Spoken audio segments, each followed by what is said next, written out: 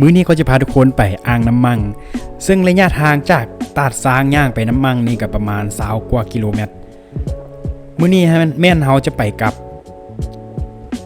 การย่างครั้งนี้แม่นเฮาซ้อมย่างเที่ยวเนาะก็คือการย่างตัวเป่าไปกับแล้วก็เพื่อเอาน้องๆมือใหม่เพื่อไปซ้อมย่างว่าง่ายๆคือว่าเอาไปทรมานเล่นนะหลังจากนั้นเฮาก็จะออกเดินทางจากนครหลวงเฮานัดกันแม่น5 โมงครึ่งแต่ว่าฝนตกมื้อนั้นเนาะก็ทริปเกือบล่มแต่ก็แข่งฝนไปคือเก่าเดี๋ยวค่อยจะพาทุกคนไปเบิ่งบรรยากาศนํกันโอเคไปกันเลยเป็นหัวหน้าทีมเนาะเดี๋ยวไปกันหลังฝนตกตอนนี้เฮาหากระยอดทางก่อนในสภาพที่ฝนตกโคตรเศร้าเลยแต่บ่เป็นหยังลุยกินเศร้าว่าได้นัดลูกทีมแล้วเนาะที่แรกก็ต้องได้ไปคนที่ตรงนั้นก็เป็นเอกดาไม่ต้องได้ไปแต่ว่าตอนนี้ก็เริ่มที่ซ่วงเมาแล้วเฮาได้เดินทางจากนครหลวงเพื่อมุ่งหน้าไปยังเส้นทางงอนเพื่อออกไปยังตลาดนาแพงตอนนี้แม่นเฮาจะออกมากินข้าวอยู่ตลาดนาแพงแล้วก็มาซื้อของกินสวยเพื่อจะเอาไปกินสวยอยู่ถึงอ่างน้ำมังตอนนี้ก็หลายคนก็เจ้าก็เริ่มมาฮอดอยู่จุดนัดพบของเฮานะก็คือตลาดนาแพงนี่แหละจังได้ไลฟ์สไตล์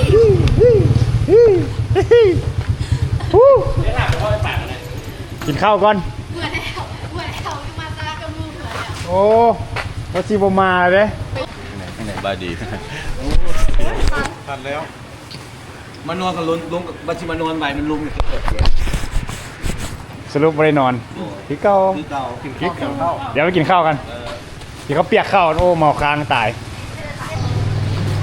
ฮัลโหลอากาศฮอตฮะเดี๋ยวไปกินข้าวกันเดี๋ยวกินข้าวเปียกข้าวเมาค้างเลยหลังจากที่เขากินข้าวเช้าแล้วเขาก็ขี่รถออกมาเนื่องจากตลาดนาแพงมาจะเห็นขวาตัวนี้นะให้ทุกคนสังเกตเบื้องดีๆเด้อ3 แยกตัวนี้แล้วก็จะมีร้านแบบนี้อยู่แล้วก็เลี้ยวขวาเข้ามาเลยเนาะตัวนี้เป็นทางเข้าโตเขื่อนน้ำมังมันจะมี2 ฝากเด้อโตเขื่อนน้ำมังนะตัวนึงแม่นฝากไปบ้านวังเหือแล้วก็ตัวนึงเป็นทางไปตาดสร้างเฮาไปมื้อนี้แม่นเฮาจะไปทางเบื้องโตตาดสร้างเนาะเฮาขี่มาในนึงเฮาจะเห็นสังเกตเบิ่งจะเห็น3 แยกเบื้องขวาไปทางบ้านบางเหือแล้วก็ขี่ซื่อๆมาเลยหลังจากนั้นเราก็จะขี่ซื่อๆมาอีกน้อยนึงก็จะเห็นหน้าเขื่อนตัวนี้จะเป็นอ่างน้ำปอดหลังจากที่เราเห็นอ่างน้ำแล้วเราก็เลี้ยวขวาเข้าไปตามทางเลยไปซื่อๆเลยตามมนทางนี้ไปแล้วก็จะมีเป็นทางเห็นทางแดงก็แปลว่าฮอดตาดซางแล้วเนาะตัวนี้จะเป็นตาดซางแล้วก็จะเห็นบอนจอดรถเขาก็จะรถมาฝากนี่เรื่องรถบ่ต้องย่านเสียเด้อเพราะว่าจะมีห้านก็จะอยู่นี่เนาะแล้วเขาก็ฝากกับพอตูเมตูเราที่ว่าเราขายเครื่องอยู่นี่เขาก็ให้เราเบิ่งรถให้เป็นผู้ประสบภัยสบายดี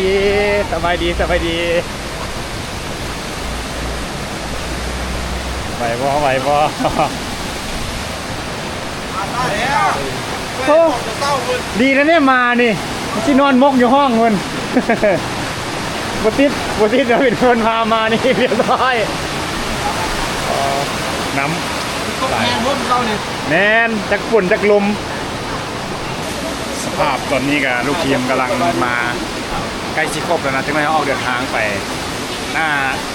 เขื่อนน้ำมังตัวนี้จะเป็นฝากตาดซางทุกคนอย่าพร้อมไหมพร้อมแต่มือวานนู่นนะเราพร้อมแต่มือวานนู่นนะตอนนี้คนเขากำลังมาใกล้จะครบแล้วเนาะเขาก็เตรียมตัวจะออกเดินทางไปกันน้ำมัน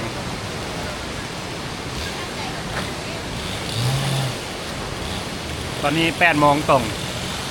มาเบิ่งกันว่าเขาจะใช้เวลาฮอดคุณจักโมงแล้วก็จะมากลับมาฮอดตาดซางอีกจักโมงแล้วตอนแรงนะหวังว่าชิโบเปลี่ยนผู้ประสบภัยมื้อนี้ที่จริงอยู่แถวนี้จะเป็นตูบเนาะแต่ว่าน้ำป้ามาช่วงทิศก้อนนี้จะซ่าเอาตูบเอาอย่างแบบไปเบิดเลยอันนี้เพิ่นก็ต้องได้มาเฮ็ดใหม่เฮ็ดคืนให้เบิดเนาะแต่ที่จะเป็นตูบน้ำป้ามาสุดก้อนนี้แบบ สะหนีมันเลยคันเราไผ่บุ้งชิบไปใส่นะก็สามารถแบบมาเล่นตาดมาเล่นอย่างอยู่ตาดช้างนี่ได้เอาขี่รถมาแป๊บเดียวอยู่ส้นขวานาแพงเดี๋ยวทางที่เขาจะปักโลเคชั่นให้ตอนนี้งามแบบมากินข้าวแบบกินข้าวปลาให้เก่งมาไหมอย่างนี้ก็จะมีขายไปเลยข้างหลัง เอาหรือเปล่า ยัง อัดกูติดเนาะเขาเลือกใช้ตัวนี้เพราะว่าการเดินทางตัวนี้ถึงน้ำถึงฝนเวลาเขาเดินทางเนี่ยนะถึงเหงื่อมันจะอยู่มันก็คือแผ่นตีตัวอื่นเลยแล้วสวยประคบได้โคตรดีเลยตัวนี้เวลาเดินป่าอย่างผจญภัยต้องมี ตอนนี้ก็เกี่ยมรวมคนนับจำนวนแล้วก็เกี่ยมออกเดินทางคนหลายเยอะคนหลาย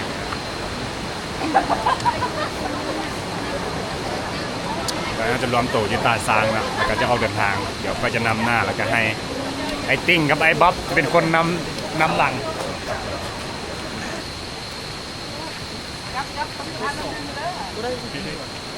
เดี๋ยวจับต้องดึงขึ้นมาเรื่อยๆมาไอ้นี่นะดูได้ ตอนนี้เรากำลังจะเริ่มออกเดินทางไปอ่างน้ำมั่งจะใช้เวลาไปกลับนี่ประมาณ20กว่ากิโลเดี๋ยวมาเบิ่งกันว่าเราจะออกมาฮอดนี้ได้จักโมงส่วนหลายก็เป็นมือใหม่เนี่ยกับมือเก่าเนี่ยซับปวนกันไปนะถามว่าสภาพทางยากบอกกับบ่ได้ยากนะเพราะว่ามันจะเป็นทางเที่ยวของชาวบ้านที่ว่าเขาเจ้าเป็นทางรถแต่ว่าทางเทก็จะเป็นภูขึ้นไปแล้วกันมันยากแต่รถขึ้นแต่ว่าคนนี่มันย่างสบายเห็นปะจะเป็นแบบนี้จนไปจำบนทางจะแยก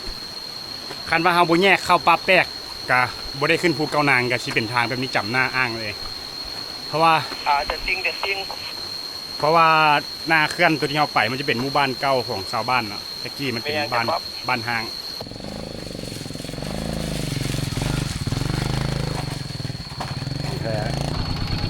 รถที่สามารถเที่ยวทางนี้ได้นะก็จะเป็นรถแบบนี้ที่จะมีสายมี2จักรหนึ่งจะเป็นจักรขับเคลื่อน4 ล้อแล้วก็อีกจักรหนึ่งจะเป็นจักรที่ว่าเวลารถคาเนาะมันจะมีสายกาบไปเกาะต้นไม้แล้วก็วินดึงขึ้นสุดยอดรุ่นนี้ขึ้นบ่ได้แต่ต้นไม้แต่ข้างต้นไม้ใหญ่นี่ขึ้นได้แล้วเนี่ยเอาเสื้อไปมัดปลายดึงขึ้นเลยเดี๋ยวเราจัดทริปเนาะเขาจะเอากระเป๋าหรือว่าสัมภาระแล้วเป็นอาหารเขาจะจ้างรถซิ่งเนี่ยเอาขึ้นไปแล้วตัวเขาจะย่างกับตัวเป่าเพราะว่ามันจะแบ่งเบาการแบกสัมภาระประมาณเดือน8 เดือน 9เนาะคอยสิจัดทริปอยู่หน้าเขื่อนน้ำมัน สภาพเส้นทางก็สิประมาณนี้เด้อทุกคน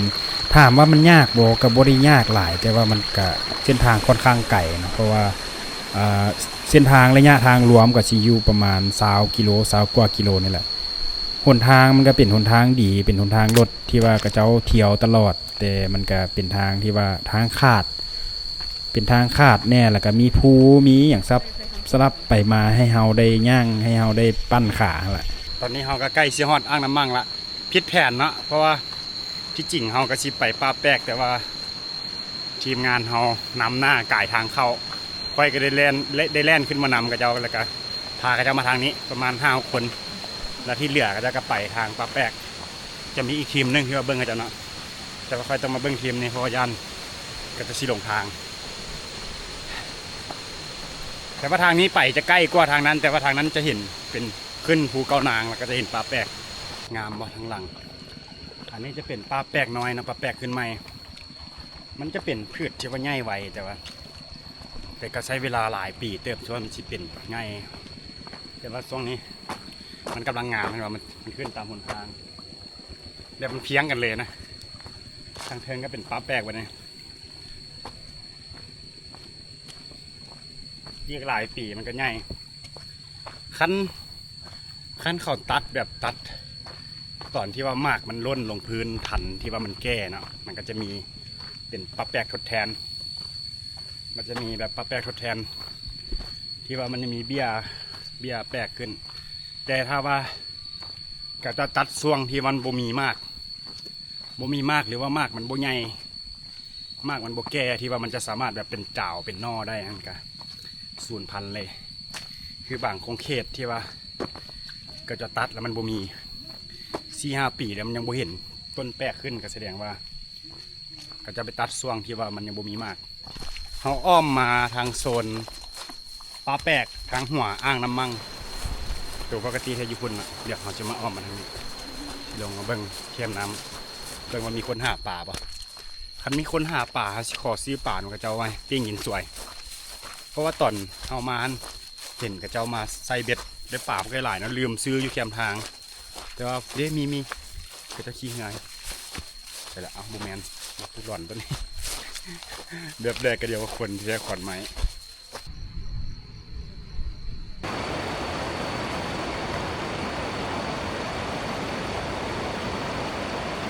อาบน้ำกัน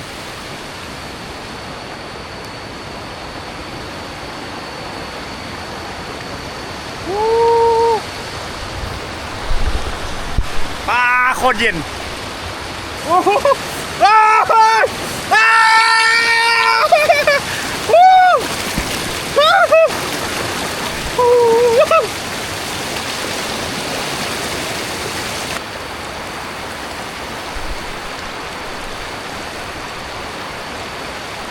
มื่อนี้ค่อยได้เกิดพุทธไอเดียขึ้นบางอย่างเห็นจะเห็นบ่ปลาแปลกตัวนี้จะเป็นปลาแปลกไหมเนาะเห็นบ่ถือว่าหลายเป็นปลาหนึ่งที่ว่าใหญ่มันกำลังขึ้นเนาะก็จะเป็นต้นเพียงขาอีกบ่ดนมันก็จะถูกตัดแต่ค่อยมีคำถามอยากมาถามทุกคนให้ทุกคนมีวิธีอย่างที่ว่าหามาเพื่อปกป้องปลาแปลกในอนาคตเพื่อบ่ให้มันสูญหายไปนะค่อยเชื่อว่ามันจะบ่สูญพันธุ์ดอกแต่ว่าอาจจะบ่แน่ในอนาคต เพราะว่าปลานี้มันจะเคยเป็นปลาแปลกที่ว่าใหญ่มาก่อนแล้วเวลาก็จะตัดไปปุ๊บรุ่นใหม่มันจะขึ้นมาแล้วค่อยสังเกตเห็นบางปลาที่ว่าถูกตัดมา 4-5 ปีแต่ต้นไม้บ่ขึ้นย้อนว่าคือเจ้าไปตัดตอนที่ว่ามันยังบ่มีมากมันที่ว่ายังบ่พร้อมขยายพันธุ์ได้เนาะแล้วค่อยก็ได้มาตกตะก่อนความคิดของตัวเองนะความคิดส่วนตัวคิดว่าเฮาน่าจะมีการรณรงค์ให้ไปศึกษาอบรมเกี่ยวกับการตัดของชาวบ้านเนาะอันนี้เขาจะบ่โทษชาวบ้านเลยว่าการเปลี่ยนย้อนชาวบ้านตัดไม้ตัดไม้แปลกอย่างอันนี้แม่นปัญหาหลักแล้วแม่นเพราะว่าเฮาห้ามบ่ได้เฮาต้องหาทางออกที่มันดีขึ้นแล้วค่อยจะคิดว่าสมมติเห็นบ่จะเห็นบ่ในบริเวณ30 เมตรให้ตัด10 ต้นละจงต้นหนึ่งเสียสละ10 ต้นเพื่อรักษาต้นหนึ่งเพื่อให้ต้นหนึ่งเป็นต้นกล้าของผืนป่านั้นเนาะถ้าว่าจะตัดไปทุกต้น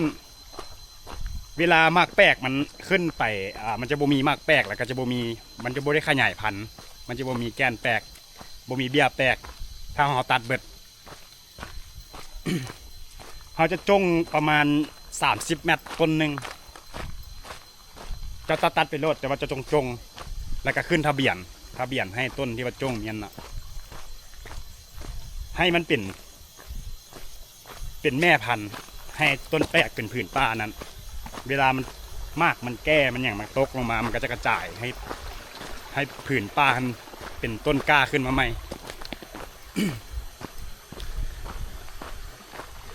แล้ววิธีที่2ก็คือเวลาจะไปตัดเนาะเจ้าต้องไปศึกษาว่าต้นแปลกเนี่ยนะยามใดที่ว่ามากมันแก่เพราะว่าเจ้าไปตัดยามมันอ่อนมากอ่อนเวลาตัดปุ๊บดอกแปลกหรือมากแปลกอย่างนี้นะเห็นปะเวลามันตกลงพื้นดินนะคันมันโบแก่นะมันทิ่มเสียเลยได้มันจะบ่สามารถแบบป้งเจ้าป้งเป็นแก้นเป็น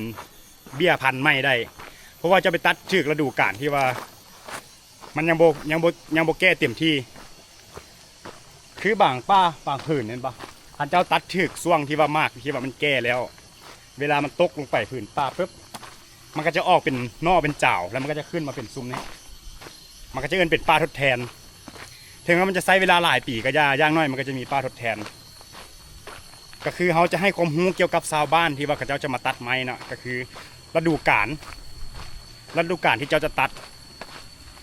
ให้สังเกตต้นใดที่ว่ามันเป็นมากที่ว่ามันแก่แล้วก็ตัดได้แล้วก็สองก็คือสิ่งที่ค่อยว่าเป็นข้อหนึ่งแหละข้อแรกจงต้นพันธุ์ไว้ ระดับ30-50 เมตรเจ้าจะตัดรถแต่ว่าจงเป็นต้นหนึ่งเพื่อให้เป็นแม่พันธุ์พ่อพันธุ์ให้มันตกลงมาให้มันกระจายอยู่หน้าดินให้มันเกิดเป็นรุ่นต่อไปเขาเรียกว่าเป็นป้าทดแทนแล้วถ้าต้นแป้งรุ่นใหม่นี่ขึ้นมาเนาะ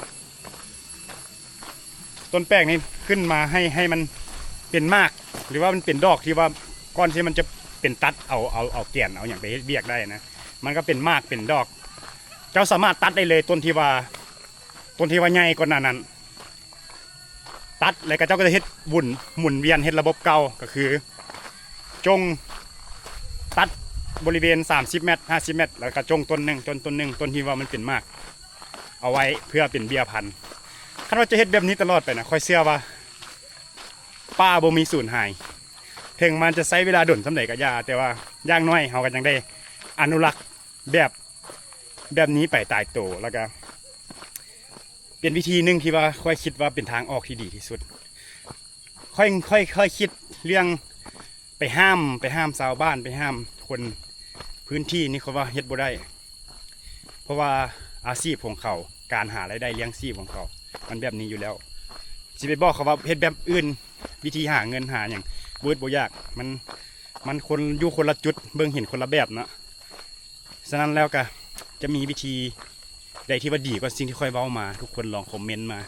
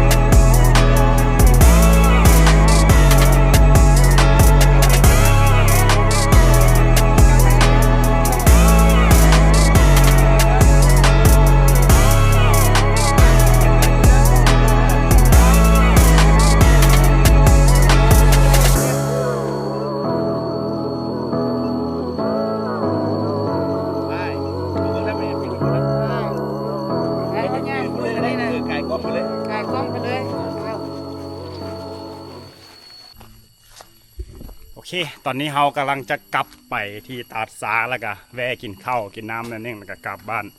ตอนนี้เราก็สิ้นภารกิจก็ไม่ได้มีอย่างหรอกก็มาเบิ่งป้าแปลกอย่างนี้ป้าหาก็เปิดหาเห็นผู้ของเขาแต่ก็งามได้ตอนนี้เราส่ง3ผู้ประสบภัยถึงที่หมายที่ยำห้อยเป็นกลุ่มล้างท้ายแต่ละคนสภาพ 3 คนสุดท้ายหนุ่มชาย3 คนสุดท้ายเป็นยังไง เขาเที่ยวเขาชิบุรีเขาบอกว่าเป็นไทยไซเบอร์3 โอ้โหใส่ชุดอะ ขอโทษไว้พออีกแม่เท่านั้นฟังความแน่ อันนี้เราก็ได้เบิ้งเนาะเบิ้งลูกคลิปมาเป็นกลุ่มสุดท้ายที่ว่าเราจะนำมาทางหลังแต่ว่ากลุ่มหน้าก็จะให้ไอติ้งกับไอคลินิกเราเบิ้งอันนี้เราก็กลับส่งมาถึงที่หมายเป็นที่ม้อยฮอตตาดสร้างละ ผมไม่เอาซ่าเลยเขาบอกข้างหลังเลย นี่เลยโอเคสำหรับคลิปนี้ก็น่าจะจบเพียงซ้ำนี้เนาะ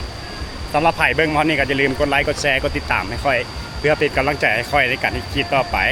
สำหรับไผ่มีอย่างแนะนำก็คอมเมนต์ได้เลยหรือว่าไผ่อยากให้ค่อยไปใส่นั่นก็คอมเมนต์ได้เลยโอเคบ๊ายบาย